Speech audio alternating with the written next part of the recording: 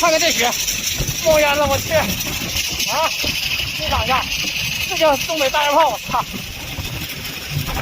哎呀，这家伙老他妈冷了！看见没？看我从后面啊，几乎都看不到，能见度已经几十米了，嗷嗷的风。要想过来赏雪的可以过来了，但是一定要穿暖和点啊，要不我估计就可以给你冻成冰瘤子了。啊，看我后面，这大雪啊，嗷嗷的叫。今天呢，是入冬以来呀，我去，最冷的一天呢，雪还是相当大的。今天呢，就是说北方